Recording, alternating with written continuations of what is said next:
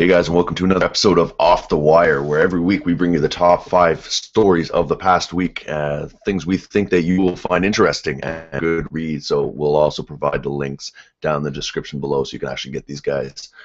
First one comes here from RealGM.com. This is basically David Stern and some of his policies, how he's always looked to hire people who have a genuine love for the game of basketball. Obviously quite key when you're trying to be a commissioner, but this being his last year, a couple, maybe some of the secrets of his success. So this is an interesting read here.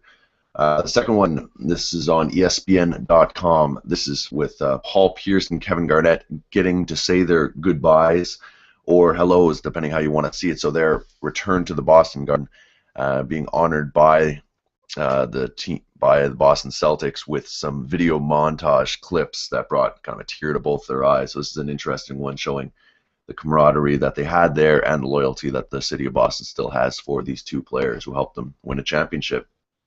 Third article here by a good friend of the show, Dwayne Watson, on tsn.ca, talking about Tyler Ennis. So the Ennis rising draft stock with undefeated Orange. Tyler Ennis really putting his mark on this season and could get a first-round draft pick out of it.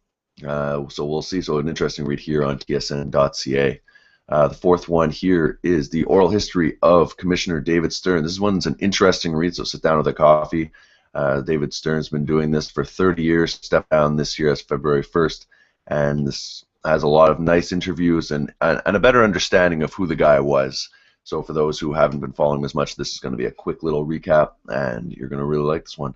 And the fourth and final one, the Toronto Raptors. It's been no secret for a little bit. They've been trying to shop Kyle Lowry. He's been playing really well as of late, so it shouldn't be too hard to trade him, but is their asking price just a little bit too high? We'll have to see.